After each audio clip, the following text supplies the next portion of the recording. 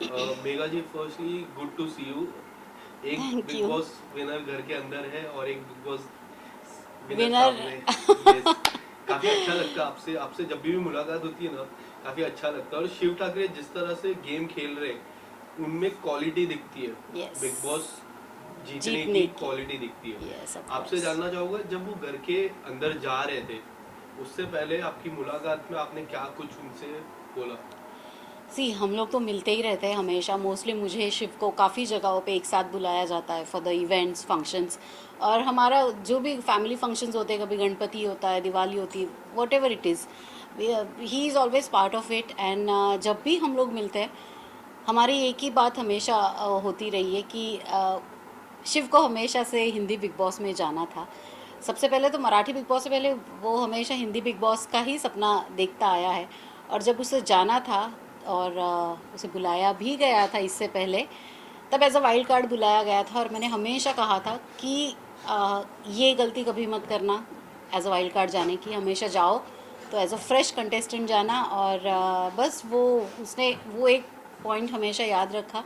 और सी, day one से जो धूम मचा रहा है शिव उस घर में, टिल डेट, जब अब लास्ट हफ्ता चल रहा है, फिनाले वीक ऑलमोस्ट हम पहुंच जाएंगे, कल से फिनाले वीक में होंगे। तो he is rocking and I am very sure कि मेरा भाई लाइट्स ऑफ करे बिना आएगा नहीं वापस। क्या आपको लगता है, आपने जैसे अभी जिक्र किया कि वाइल्ड कार्ड मत जाना, तो आप भी वाइल्ड कार्ड ही गए थे? यस, वो मेरी ज़िंदगी की सबसे बड़ी भूल थी। यस, वही वही पूछना चाह रहा था कि आपको लगता है कि अगर वाइल्ड कार्ड नहीं रहते, हाँ। आप डे वन से रहते हो, तो कुछ अलग होता? यस क्योंकि यस उस टाइम डेफिनेटली। फाइनल में श्रीशांत एंड दीपिका थे, टॉप 3 या टॉप 2 में आप खुद को देख रहे थे तभी। Yes yes definitely. जिस दिन मैं घर में गई थी और मैंने पहले 2 टास्क ही परफॉर्म किए थे, तभी से घर के ही सदस्यों ने मुझे टॉप 5 में हमेशा देखा। उन्होंने जब भी घर में रैंकिंग हुआ करती थी तो मुझे वो रैंक मिला था कि मैं टॉप 5 में डेफिनेटली होंगी। बट कभी कभी बिग बॉस भी ऐसी चाल खेल देते हैं, घर में कुछ ऐसी चीज़ें हो जाती है यस। कि अनएक्सपेक्टेडली आप बिल्कुल फिनाले के नज़दीक पहुंच जाते हो और आप घर के बाहर होते हो। शिव ठाकरे की गेम के बारे में मैं बात करूं, किस तरह से लगी आपको जर्नी शिव ठाकरे की game? Mind blowing, mind blowing. मतलब शिव की जर्नी ऐसी रही है कि Shiv will be the example for ही सेटिंग अ बार की जो सालों सालों तक याद रखा जाएगा। कि अगर प्लेयर हो, इंसान हो बिग बॉस के घर में, तो वो ऐसा हो जो मतलब एकदम निडर होके और डे वन से एकदम फ्रंट फुट पे खेल रहा है। वो कभी उसने बैक सीट ली नहीं, हमेशा फ्रंट फुट पे आके अपना ओपिनियन रखा है। अब तो जब काफ़ी जगहों पे निकल भी चुकी है ये बात, कौन किसके क्या कॉन्ट्रैक्ट्स है, ये लड़का बिना किसी कंडीशंस और कॉन्ट्रैक्ट्स के उस घर में वैसे गया हुआ है। Contract in the sense show में आने का कॉन्ट्रैक्ट यस। डेफिनेटली होता है, बट उसके अलावा के जो कॉन्ट्रैक्ट्स होते हैं, वैसा बिना किसी कॉन्ट्रैक्ट के वो वहाँ तक पहुँचा है। और ये इतनी बड़ी बात है मेरे लिए, बिकॉज आई कैन अंडरस्टैंड कि वैसे बिना किसी कंडीशन के आप घर में जाते हो और फिर भी इतनी देर तक सरवाइव करते हो, वो कितना मुश्किल है। यस। हमने देखा है बाहर गए हुए लोग भी वापस वापस आए हैं बिकॉज उनके कॉन्ट्रैक्ट्स शायद वैसे होंगे। इस वजह से आउट हुए हुए कंटेस्टेंट भी घर पे आए, ऊपर से प्राइज मनी भी लेके गए। यस। उनकी वजह से प्राइज मनी भी कटी है। अभी कल ही मैं देख रही थी, कल का जो एपिसोड है, बिग बॉस ने टास्क दिया, 2 ग्रुप बनाए उन्होंने, और 2 ग्रुप में प्राइज मनी जीतने की उन्होंने ये की। मतलब ये पहली बार ऐसा होगा शायद बिग बॉस में कि किसी पर्टिकुलर इंसान को इतनी प्राइज़ मिलेगी और किसी पर्टिकुलर इंसान को इतनी प्राइज़ मिलेगी। मतलब इतने भेदभाव पे उतर चुके हैं अब ये लोग यस। कि जिसे चाहते हैं प्राइज़ मनी दिलवाना ज़्यादा, उसे ज़्यादा प्राइज़ मनी। हालांकि प्राइज़ मनी गई भी किसकी वजह से, ये आप अगर गौर तलब करेंगे, अंकित को बचाने के चक्कर में प्रियंका ने प्राइज़ मनी 25 लाख गंवाए, टीना को बचाने के चक्कर में शालीन ने 25 लाख गंवाए, पर शिव ने किसी के लिए बजर नहीं दबाया था। उसने तो उल्टा वो गए, इनकी बेवकूफ़ियों की वजह से जो प्राइज़ मनी गई थी, उसे वापस लाने के लिए जो एक टास्क हुआ था जिसमें कोड देने वाले थे बिग बॉस, वो लॉकर का कोड जिसमें प्राइज़ मनी होगी, इसने अपनी कैप्टनसी की दावेदारी नहीं ली और उसके बदले में कोड लिया वो प्राइज़ मनी के लिए। जबकि ये जो बाकी दूसरे कंटेस्टेंट्स हैं, इन्होंने कैप्टनसी की दावेदारी ली थी, इन्होंने प्राइज़ मनी को ज़ीरो इम्पोर्टेंस दिया था जब प्राइज़ मनी आ रही थी या बचा सकते थे, तब नहीं लिया। और अब देखिए, जिन लोगों की वजह से प्राइज़ मनी घटी है, उन लोगों को अब जब वो जीतेंगे तो उनको फुल प्राइज़ मनी होगी, और जब मेरा भाई शिव जीतेगा, जिसकी मुझे फुल गारंटी है, उसे कम प्राइज़ मनी मिलेगी। ऐसा ऐसा क्यों? पर आपको लगता है कितना अनफेयर हो जाता है जिस तरह वो टास्क बीता था? यस। आप देख रहे हो अंकित को बचाने के लिए, हाँ। टीना को बचाने के लिए, आज वही तब खिलाड़ी तो बाहर है। तब तो कोई ग्रुप में डिस्कशन नहीं था, सिर्फ एक बंदे के ऊपर वो डिसीजन था, एक जन डिसाइड कर सकता था। तब सब सारे घर वालों पे क्यों नहीं वो डिसीजन सौंपा गया फिर कि क्या इसे बचाने के लिए आप प्राइज मनी वो करेंगे? जब जब उनकी मर्जी आई, एक एक बंदे ने बजर दबा के प्राइज मनी गवा दी, जबकि वो प्लेयर ऐसे थे कि वो उस घर में रहने के लायक भी नहीं थे, अच्छे प्लेयर्स भी नहीं थे। Ankit was a nice human being, but हमने देखा कि उसका गेम बिल्कुल ज़ीरो नहीं, उसका गेम माइनस हो चुका था। फिर भी उसे बचाने के चक्कर में, और इस स्टेज पर आकर इतने दिनों तक टिक कर, इतनी मेहनत कर कर, अब शिव के हिस्से की या स्टैन के हिस्से की प्राइज मनी घट रही है। That is so unfair of their part कि बेचारों के साथ ऐसा अन्याय क्यों? अब नॉमिनेशन का टास्क भी इस हफ्ते जो हुआ, क्या आपने देखा है कि फॉर एग्जाम्पल जो बच्चा शुरू से लेके आज तक बिल्कुल पढ़ाई में ज़ीरो रहा है, ओके, जो अर्चना, प्रियंका, ये लोग जो कभी कोई टास्क नहीं जीत पाए, किसी टास्क में इन्होंने अपनी चमक नहीं दिखाई, कहीं पे भी शाइन नहीं हुए, वो लोग टास्क गलत करने के बावजूद, मतलब किसी ने 12 मिनट लिए, किसी ने 7 मिनट लिए, किसी ने और पता नहीं कितने 12, 7 और प्रियंका ने शायद 14 मिनट लिए। मतलब जिसका कोई हिसाब ही नहीं है, गलत होने का कोई लिमिट ही नहीं है। इतना गलत खेलने के बावजूद वो लोग नॉमिनेशन से सेफ हो चुके हैं, तीनों ने भी गलत टास्क किया। और जिस बंदे ने सबसे एक्यूरेट टास्क किया, शिव का टाइमिंग था 9 मिनट 10 सेकेंड। इतना एक्यूरेट बिना घड़ी के कैसे कोई हो सकता है? फिर भी शिव ने वो किया, तो वो बंदा नॉमिनेशन में है। MC स्टैंड 10 मिनट उसने लिए, ऑलमोस्ट क्लोजर टू 9 मिनट, वो नॉमिनेशन में है। सो समझ में नहीं आता कि ये इतना अनफेयर, ये ग्रुप देने की कहाँ से बिग बॉस को सूझी, और इतना गलत कैसे, मतलब अन्याय की भी कोई हद होती है यार, नाइंसाफ़ी की भी कोई हद होती है कि जो बंदा टास्क कर रहा है शुरू से लेके एंड तक, इतने डिस्ट्रैक्शंस, इतनी चीज़ें हुई, उसके बावजूद वो डे 1 से लेके अभी तक 100 में से 100 नंबर ला रहा है वो लड़का, और उसी के साथ ये सब गलत चीज़ें हो रही है। So I am not happy with that, but कोई बात नहीं, कोई बात नहीं, वो टिकट टू फिनाले ना जीते, कोई बात नहीं, वो नॉमिनेट हो जाए, ट्रॉफी वही जीतेगा। पर आपको कई हद तक लगता है जिस तरह साजिद के साथ उनकी दोस्ती थी, हम्म। अब्दू के साथ, जो मंडली की मैं बात कर रहा हूँ, जी। वो नॉमिनेट होने के बाद कई हद तक उनकी गेम में बदलाव आया, ऐसा आपको लगता है? लोगों को ऐसा लगता है जो दोस्ती वो निभाते थे, हाँ। अब्दू के साथ सबसे अच्छी दोस्ती थी, yes. As a yes. Elder brother treat करते थे अब्दू को। आपको कैसी लगी वो दोस्ती? That was the best thing in the house. Otherwise बाकी दूसरे ग्रुप को आप अगर देखो, सौंदर्या को देख लो, अर्चना को देख लो, टीना और शालीन को देख लो, प्रियंका को देख लो, ये लोग इतनी लड़ाइयाँ करते हैं, इतनी लड़ाइयाँ करते हैं, घर में इतना शोर होता है, इतने सारे शोरगुल के बीच में, मतलब ये जो एक अलग ग्रुप था, वो हमेशा एक दूसरे की इज्जत उतारने पे मतलब कायम लगे रहते थे। जहाँ तक मैंने प्रियंका का गेम अभी तक देखा है, उसने अपने साथ जितने लोग थे उन सबको बेइज्जत किया है, उनकी बेइज्जती कर करके वो लोग बेचारे अपने ही दोस्त के हाथों बुरी तरह मतलब वो एक कुछ है ना शेर, बड़े बेआबरू निकले होकर निकले तेरे कुचे से, तो ये सब अपने ही दोस्त के हाथों इतने बेइज्जत होके घर से बाहर निकले हुए हैं सारे के सारे।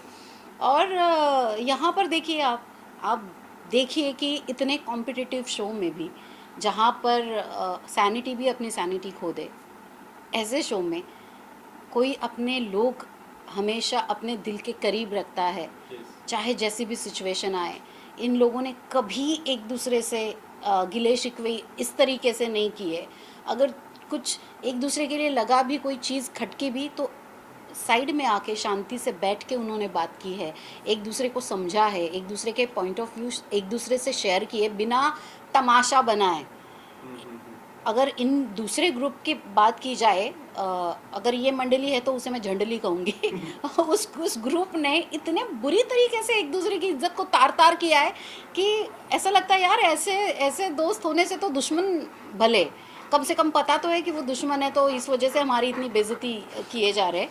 बट जिस तरीके से इन लोगों ने अपने दोस्तों को ट्रीट किया है इस दूसरे ग्रुप ने, दैट वाज हिलेरियस कहूँगी मैं इस चीज़ को, और डिसगस्टिंग भी। लियो लियो बट मेरा जी कई लोगों का कहना है कि प्रियंका की जीत काफी काफी इजी हो जाती है क्योंकि वो कलर्स का फेस है और उसकी वजह से बिग बॉस हमेशा कलर्स के फेस को ही जिताते शिव जनता का फेस बनेगा, कोई बात नहीं। यस, अगर अगर ऐसा हो लियो लियो थांब थांब थांब थांब लियो, साक्षी साक्षी लिओला घेऊन जा, साक्षी साक्षी लिओला घेऊन जा बेटा, लिओ लिओ माईकवर येऊन बोलतोय Leo also wants to say something.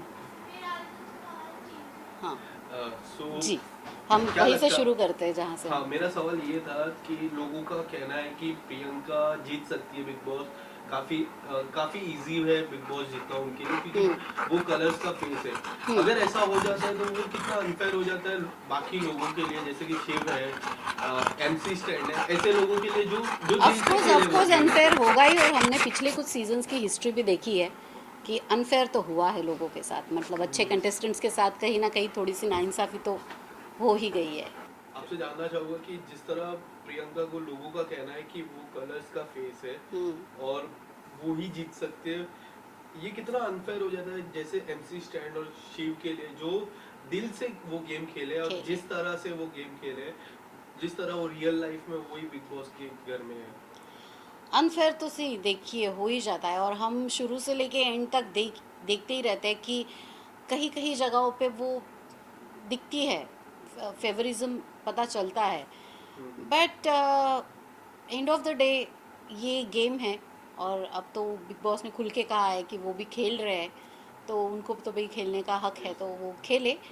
But ये है कि अगर बाकी की बहुए कलर्स का फेस है तो हमारा शिव जनता का फेस है, और वो हमेशा जनता का रिप्रेजेंटेटिव रहेगा, ना ही किसी सिर्फ पर्टिकुलर चैनल का। हाल ही में टॉर्चर टास्क हुआ था फाइनल राउंड के पहले, काफी कुछ हुआ टॉर्चर टास्क में, शिव को लेके काफी कुछ हुआ। आपको क्या लगता है वो टॉर्चर टास्क किस तरह बीता है शिव के लिए? शिव ने तो बहुत जेंटली किया है वो टास्क, मतलब शिव अगर जिस तरीके का शिव रोडीज और बिग बॉस करके आया है, जो कि बहुत डिफ़िकल्ट शोज़ रहे हैं ये, मतलब इस सीज़न में अगर देखा जाए तो वैसे टास्क हुए ही नहीं। मतलब जब सीज़न ख़त्म हो रहा है तो आखिरी टास्क जो है वो एक्चुअल बिग बॉस के जैसे टास्क होते हैं वैसा टास्क आया है।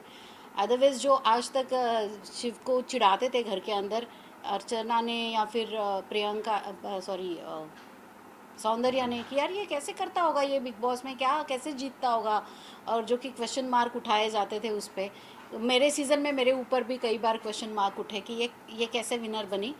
तो let me tell you guys कि जो अभी सीज़न ख़त्म होते होते जो टास्क शुरू हुआ है ना, हमारे मराठी सीज़न में ये टास्क पहला होता है, मतलब ये वार्म अप टास्क होता है, और उसके आगे फिर और टास्क खतरनाक होते जाते हैं। तो हम वो खेल के वहाँ से आके यहाँ पर आए हैं, मतलब वो लेवल, मतलब इतना उसका टफ होता है टास्क का कि वहाँ से लेके हम उसके बाद यहाँ आए। इस सीज़न में कोई टास्क ही नहीं हुए।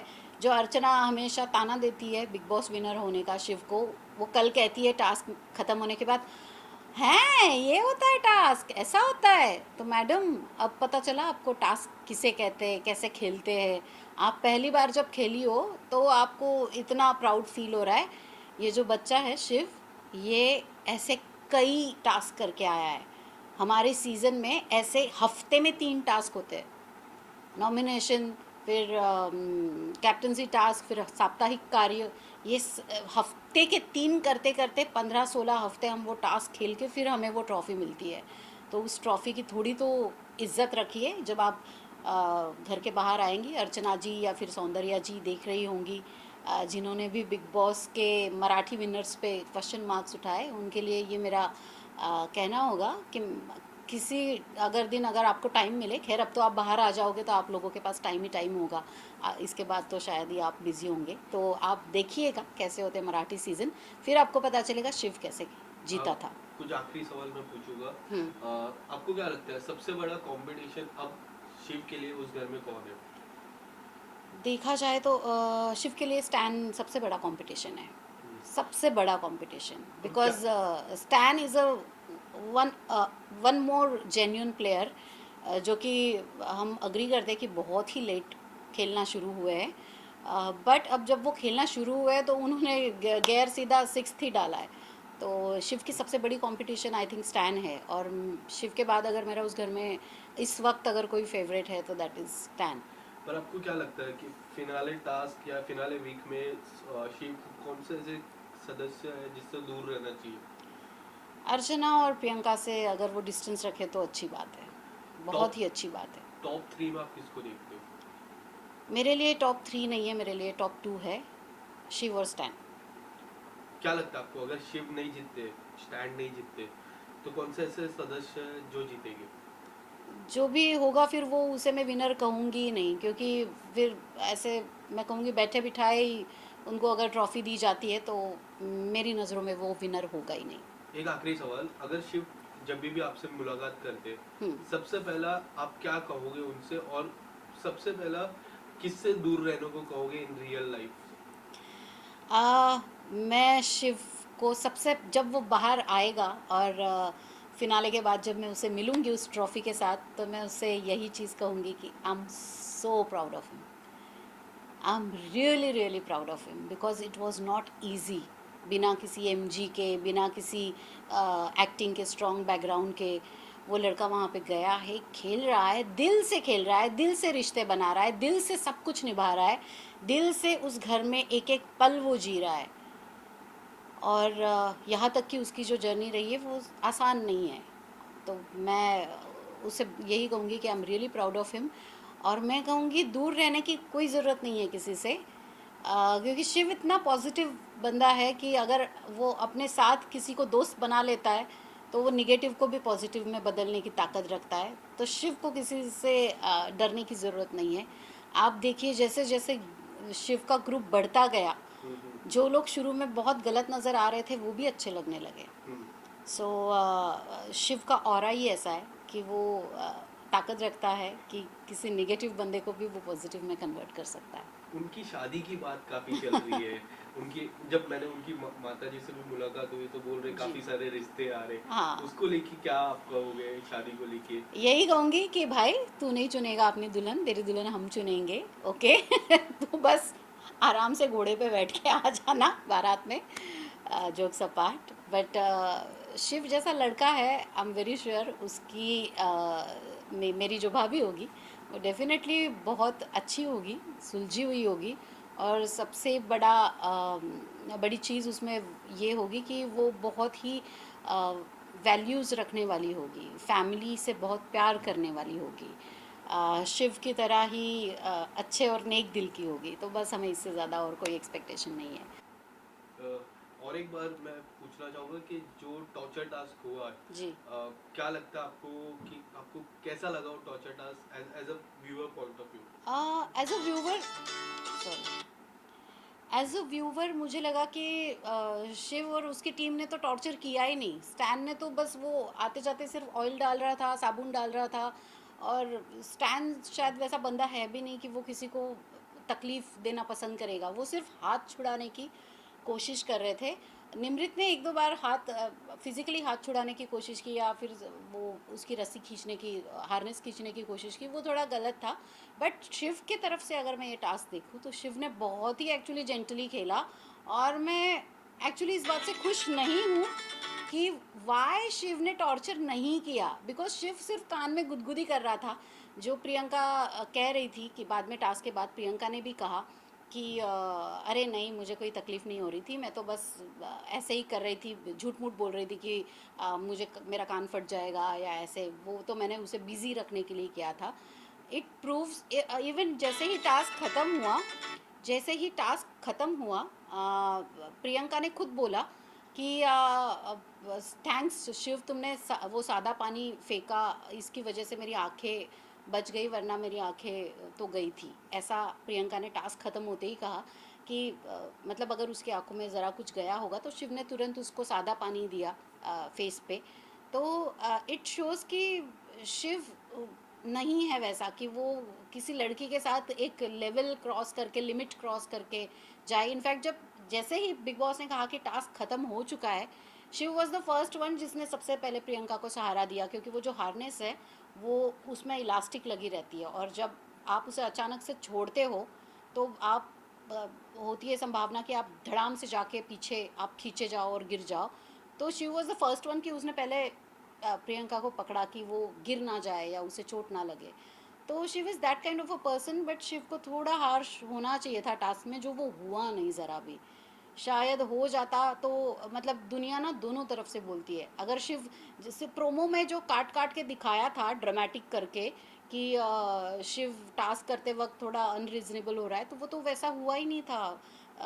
जो प्रोमो में बहुत बढ़ा चढ़ा के दिखाया गया कि शिव बहुत ज़्यादा कर रहा है, जो हमने एपिसोड में देखा उसमें तो कुछ भी नहीं था। वो कई बार होते हैं प्रोमोज बहुत ज़्यादा मिसलीडिंग, जैसे आज के टास्क में हल्दी फेंकते हुए दिखाया, बट पता चलता है कि बाद में मिर्ची भी है, क्या क्या है। तो आज के उनके टीम के बारे में जो दिखाया वो तो बड़ा माइल्ड था, और जब शिव के टीम के बारे में दिखाना था तो ऐसे दिखाया कि पता नहीं शिव ने क्या कर दिया। बट शिव नहीं है वैसा पर्सन। शिव ने बहुत जेंटली मतलब खेला उसने टास्क, बट एक हद में रहकर खेला, ये देखते हुए कि सामने दो लड़कियां हैं, और शालीन को तो उसने कुछ किया ही नहीं। But I am feeling sad कि जब प्रोमोज आते हैं तो ऐसे मिसलीडिंग क्यों होते हैं, और शिव को थोड़ा और जोर लगा ही देना चाहिए था, ऐसे मुझे लग रहा है अब। Thank you so much, thank you. Thank you.